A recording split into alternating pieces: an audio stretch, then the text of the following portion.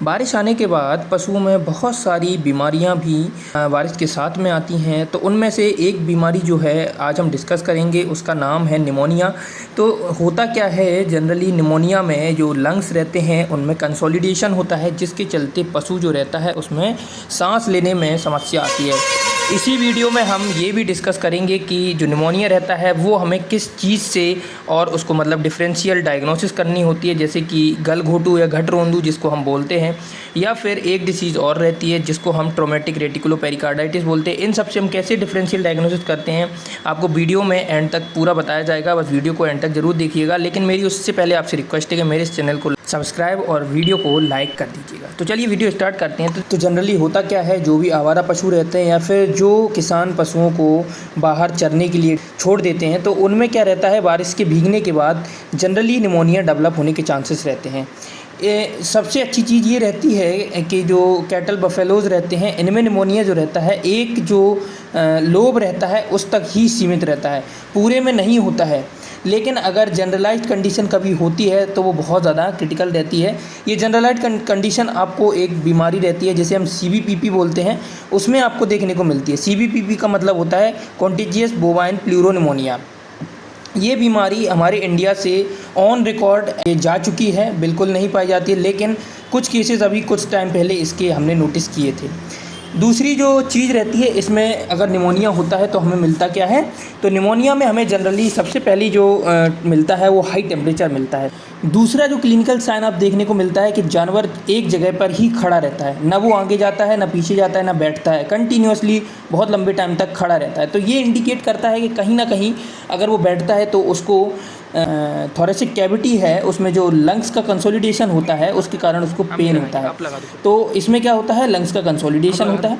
तीसरी इसी के कारण क्या होता है, कभी कभी आप ऑब्जर्व करेंगे, तीसरी चीज़ आपको देखने को ये मिलती है कि जो उसके पैर रहेंगे बॉडी से दूर की तरफ फैला के खड़ी होगी, जिससे क्या होता है कि उसके लंग्स पर प्रेशर ना पड़े।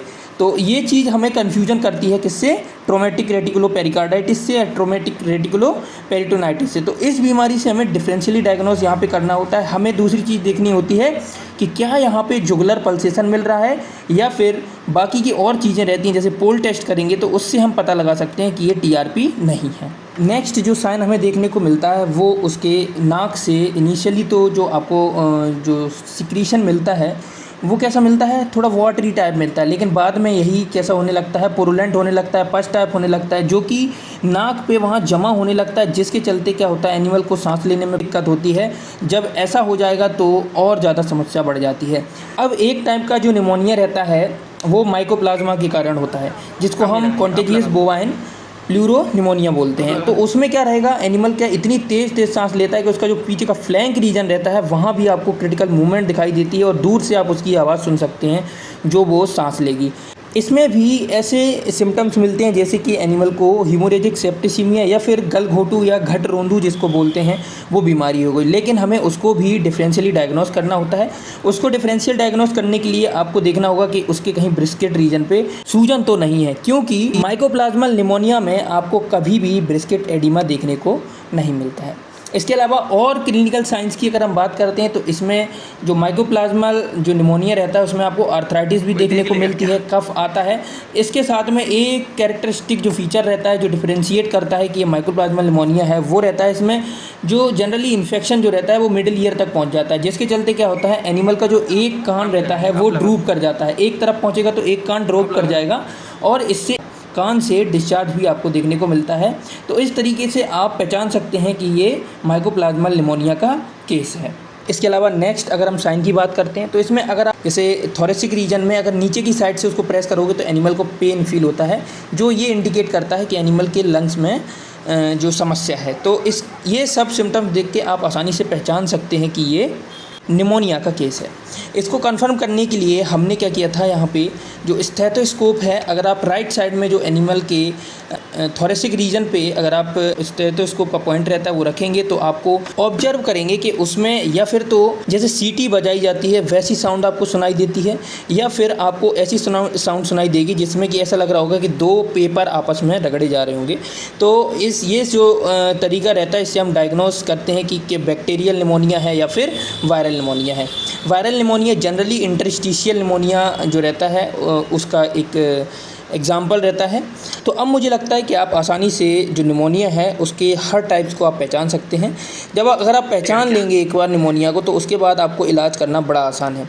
जनरली जो सिंपल निमोनिक या बैक्टीरियल निमोनिया या वायरल निमोनिया जो रहता है, उसमें अगर आप एमॉक्सिसिलिन या फिर हम कहें पेनिसिलिन ग्रुप के जो एंटीबायोटिक है उसका अगर आप यूज़ करते हैं तो उसका अपर रेस्पिरेटरी ट्रैक्ट जो रहता है उस पर बहुत अच्छा यूज़ है।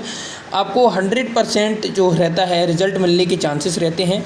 आपको 3 दिन मिनिमम एंटीबायोटिक का कोर्स करवाना होता है। मिनिमम 3 डेज़ और मैक्सिमम 5 डेज़ आपको कोर्स करवाना कंपलसरी है। इसके अलावा आपको जो इन्फ्लेमेशन रहता है उसको राइड अप करने के लिए एक सुटेबल NSAID का यूज़ करना होता है।